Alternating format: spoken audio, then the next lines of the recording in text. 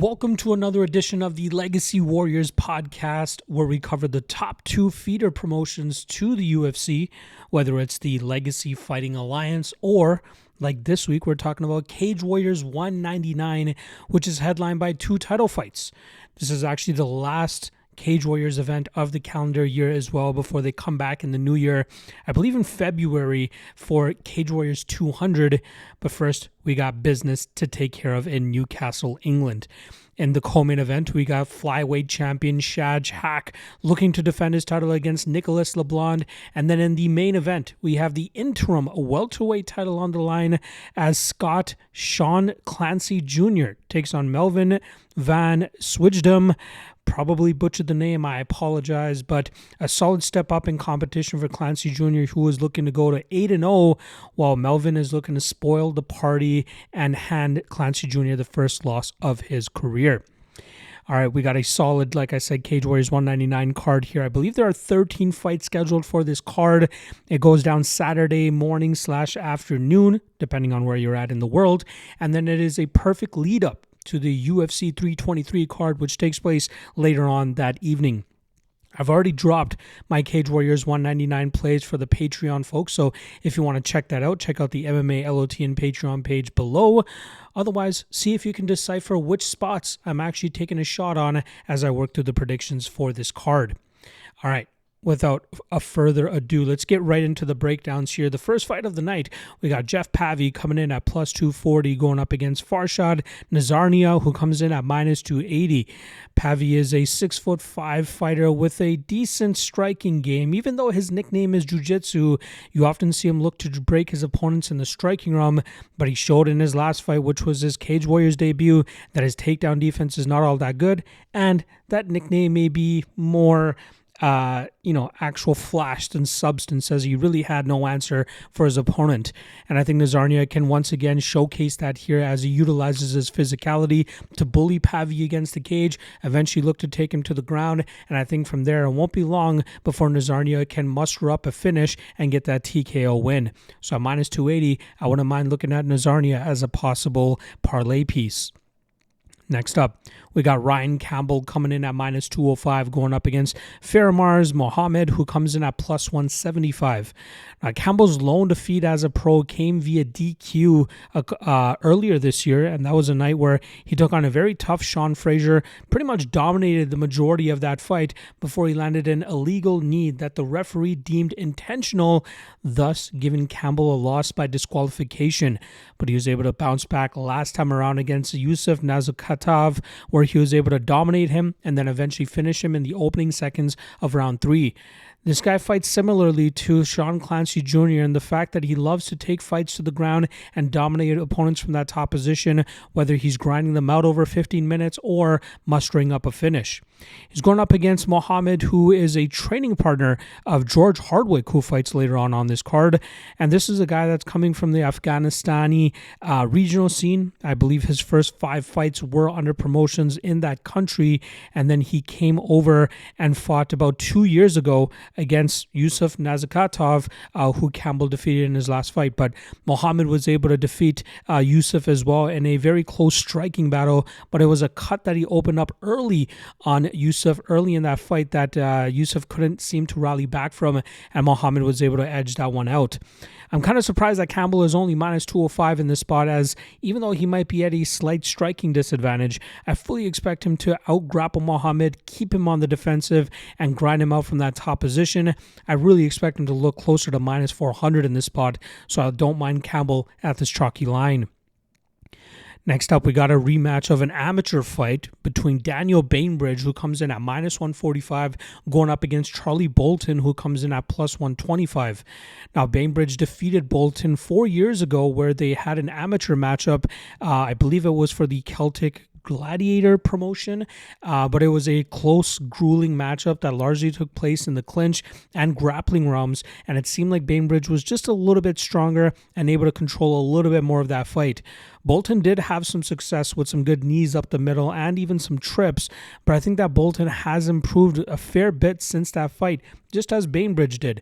But I think Boulton is just a little bit further along.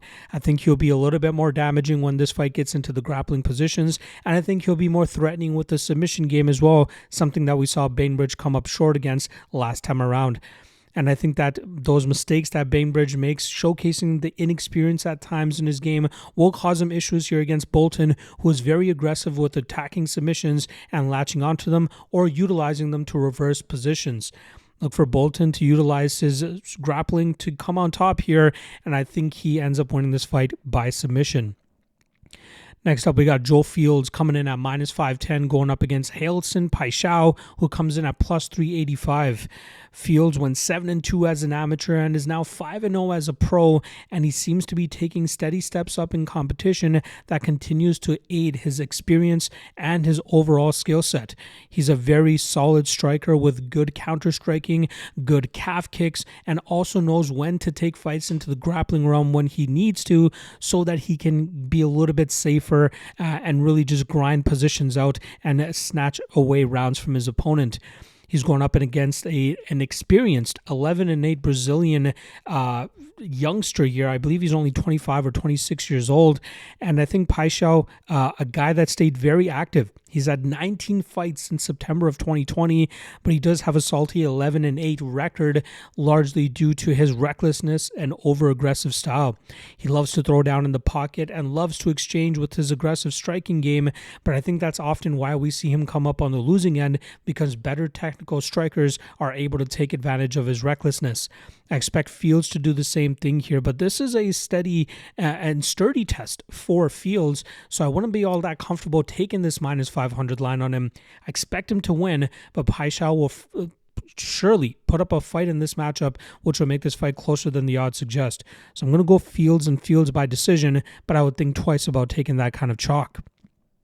Next up, we got Jack Foote coming in at minus 220, going up against Brendan Gait, who comes in at plus 185. Now, Foote is a Muay Thai specialist who's been showing off some very good submission skills, especially in his last matchup where he was able to get the submission over his opponent. He went 6-3 as an amateur, and I believe he's undefeated now as a pro, and he was expected to fight a more experienced fighter back in October, but an illness to his opponent that night forced that fight to be canceled.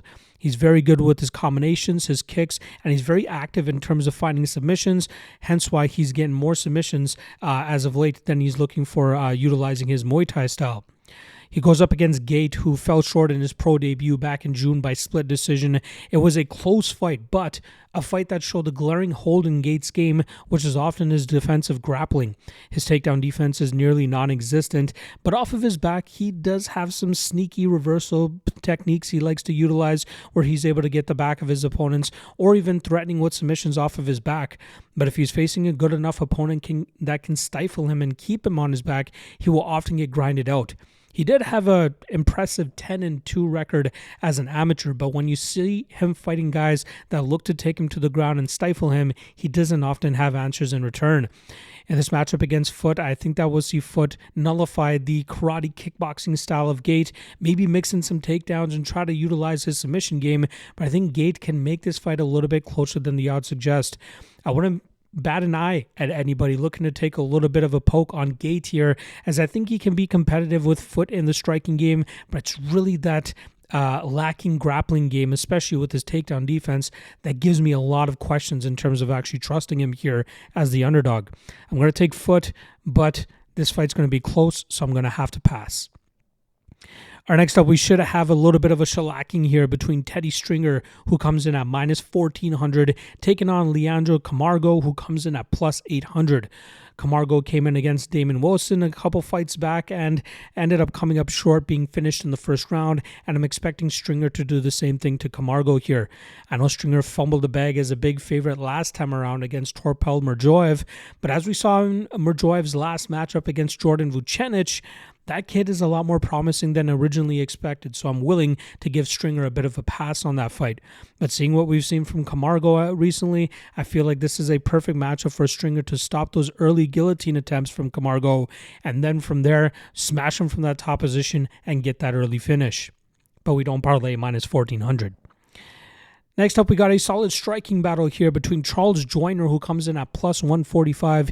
He takes on Norbert Pietrzak, who comes in at minus 165.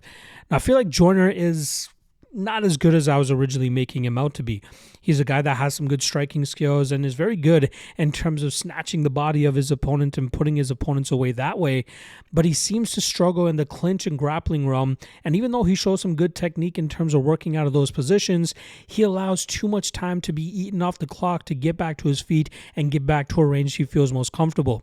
He needs to be a little bit more urgent in terms of working out of those spots so that he can get to his striking game, which is often where he has an advantage over his opponents.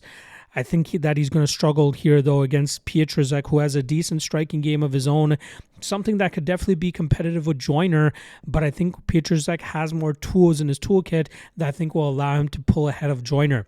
Whether it's Pietrzak looking to wear on Joyner against the cage in the clinch, look for takedowns, or even mix up the game enough to keep Joyner on the defensive, I think we'll see Pietrzak put together a better body of work. With that said, I don't think Joyner is completely out of this fight, so it's hard for me to take the chalk on Pietrzak, who doesn't have as much relevant experience as Joyner does, especially over Joyner's last couple of fights. The losses that Joyner has are somewhat understandable, especially against Nel Ariano, who has looked very good as of late. But I think Pietrzak just has too many skills, too many paths to victory, and if he can mix it up well enough, I expect him to put a good enough body of work together here to win this fight on the scorecards, but minus 165 is a little bit chalky for my liking. Next up, we got Adam Cullen coming in at minus 265 going up against Lucas Caio, who comes in at plus 225. Cullen may go down as one of the bigger busts in Cage Warriors history, but I'm not saying he won't be able to make it to the UFC. Obviously, with his close connection to Paddy Pimblett, and obviously having a pretty entertaining style with most of his fights finishing, he's still a guy that's trying to round out his game so that he can deal with guys that might be a little bit technically superior or guys that won't completely allow him to dictate the pace. He has a smothering grappling game where he often looks to find dominant positions and get his opponents out of there. But as we've seen in certain fights, if he can't establish that dominant position, he often finds himself coming out on the short end of the stick. Lucas Caio actually rides an 8-1 streak right now over his last 9 fights, with his only loss in that run coming against Axel Sola, which was for the Aries FC title. And we obviously know Sola ended up signing with the UFC and pulled off a win against Rhys McKee in his debut. Caio is very aggressive, whether it's on the feet or on the ground, but his style can be taken advantage of by more technical fighters and guys that can muzzle him and contain him on the ground. And I think that's what Cullen's going to be able to do here, but I still expect this fight to be kind of a barn burner. You know, no matter who ends up coming out on top, I expect this finish to come within a round and a half, and I'm expecting it to be Cullen who ends up getting his hand raised here. But as we've seen in recent fights, Cullen is tough to trust at chalk, so I'm going to pass on the chalk, but the violent spot here in the under 1.5, especially around that even money, is worth a shot. But I'm going to go Cullen and Cullen inside the distance. Next up, we got Joshua Abraham coming in at minus 160 going up against Nicholas Barna, who comes in at plus 140. Now, I was quite low on Abraham going into his last fight against Harry Shaw, but he did a great job in terms of snatching the momentum immediately, and even though he couldn't get off on his early finishing ways, he still managed to land with enough damage to muzzle Shaw, and he was able to control the rest of that fight with his forward pressure and his striking advantage. Abraham is a close training partner of Kennedy Freeman, who got signed to the UFC a couple months back. And even though he had a pretty extended layoff at a certain point in his career, I think he had 6 years. It was a couple years, I want to say 3 or 4 years that he was away from action. He came back looking quite good. He was clearly still in training camp alongside Kennedy Freeman, helping her to stay sharp, and his striking game looks very impressive, especially with how aggressive he is and how much power he can put on his opponents. Now, power is exactly what Barna needed to rely on last time around, as he was able to pull off a big upset against Simone Diana back in October, where he got grinded out in the first round, but in the second round, he was able to land a big shot before Diana was able to get to a takedown. And as Diana was threatening with an armbar and triangle choke, Barna was able to land big enough shots to force his referee to step in there. I think that was a little bit of a volatile outcome there for Barna, and I feel like this is a spot that Abraham is being propped up to continue his winning ways. Look for him to really stay competitive with Barna in the striking realm, but really dictate the pace, marching forward, landing big shots of his own, and eventually getting Barna out of there. And I like this line on Abraham at -160.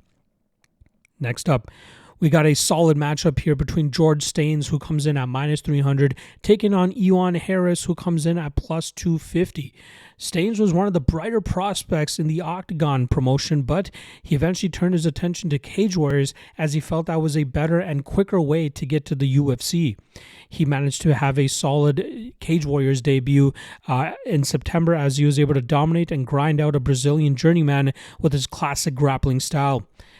His opponent was a BJJ black belt and did manage to get off on a reversal near the ending of round 1, but that was the only success he was able to have against Staines, who was able to dominate the rest of the fight from that top position. His striking game still needs a little bit of work, but he's pretty good in terms of timing his entries and dominating his opponents from that top position. Now he's going up against Iwan Harris, who is coming in with a 5-2 record into his Cage Warriors debut, and he had a very successful amateur run where he went 11-1, even picking up wins over guys like Manuel Del Valle and Patrick Habirora.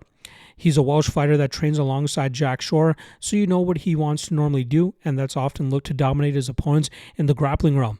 All 5 of his pro wins have come in the first round, but he has some solid decision wins as an amateur, and he's been quite competitive with some of the guys he's lost to even as a pro. This is going to be a closer fight than -300 on Staines indicates. The over 2.5 at -190 seems to be the better spot to take, as I think this will be a back and forth grappling fest, but I expect Staines to just be a step ahead of Harris the entire time, and that should allow him to grind this fight out, winning it on the scorecards, but do not overlook Harris.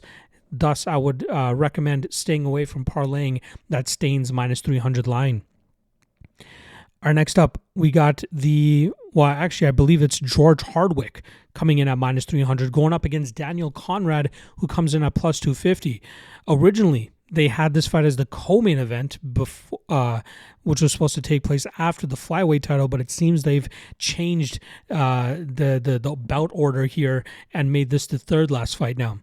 Now, Hardwick is a guy that was being propped up to make it to the UFC back in 2023, but he fell short on the Contender Series, losing as a big favorite against Abdul Karim Al-Sawadi.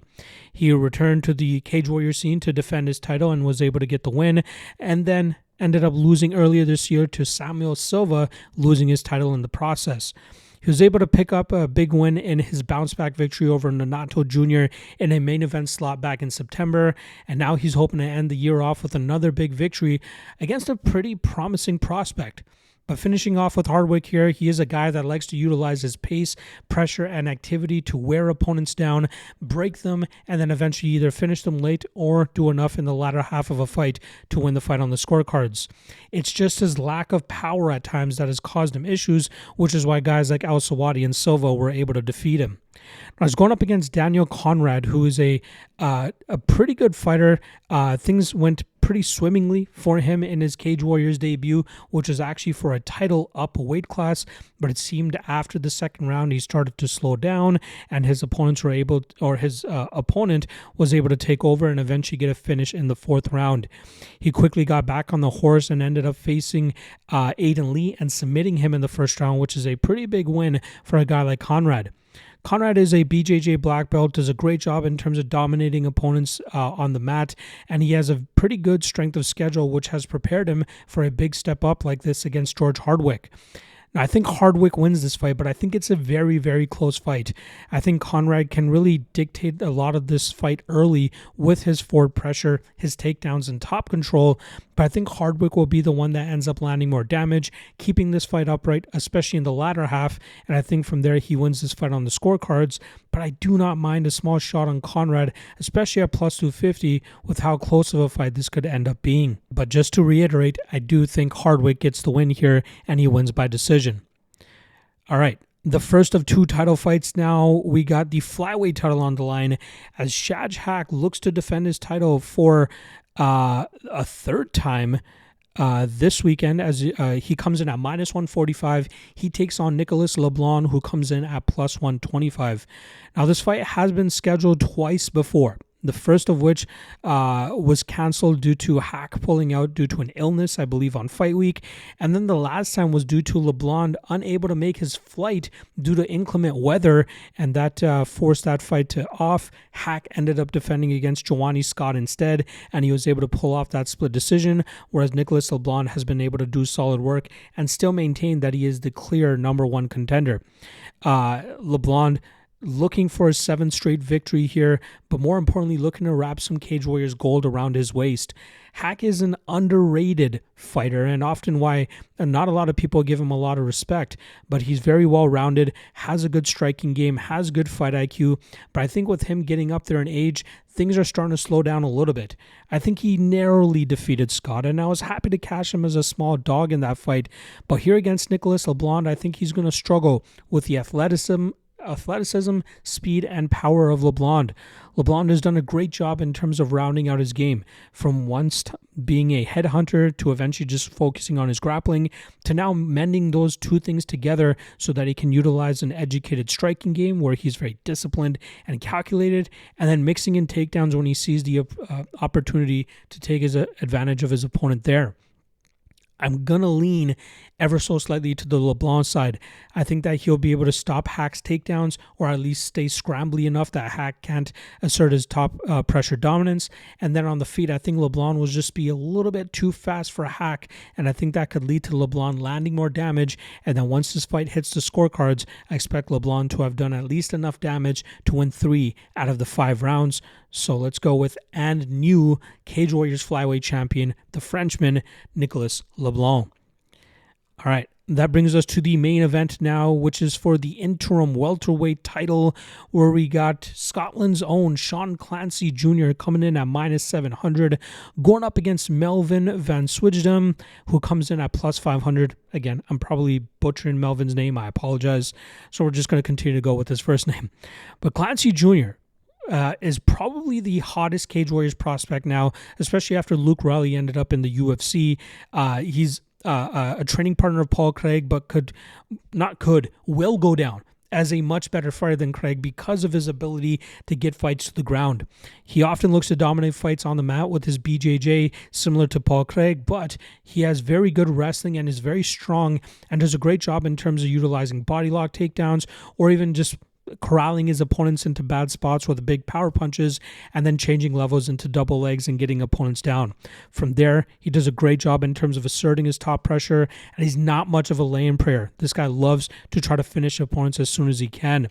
He has a pretty solid strength of schedule over his last few fights as well, and the combined record of his opponents at the time of fighting them is 47-26. And it's clear, even this weekend, that he's taking another step up in competition, which, if he's able to pass, will surely be enough for him to get a call to the Contender Series or even to the UFC. Now he's going up against a Dutch veteran here who is a former Levels Fight League champion, and in his most recent fight, he was actually able to knock out a former OKTAGON prospect who's kind of fizzled out in recent fights. He's had 22 fights. He turned pro back in 2011, had a 4-year hiatus between 2013 and 2017, and it looks like he prefers the grappling realm more than anything. He has some decent strikes as well, but it's all about that body lock to trip his takedown, to trip his opponents to the ground, and then get to work from on top. He does have some submission losses on his record, so he doesn't have the best control from that top position, and I think that's where he's going to fall into trouble here against Clancy Jr., who should be able to get to his game without too much issue. The under 1.5 is kind of what I'm leaning with here, but at -165, and given the experience of Melvin, maybe this might end up being a little bit harder for Clancy Jr. than it would be expected. And I mean that by harder to get Melvin out of there, but probably still a fight that he dominates the most of and ends up getting his hand raised regardless. I don't mind his chalk here, let's be honest. I think he's too dominant. I think he's the younger, better fighter at this point in time, and I think he'll get to his grappling without too much issue.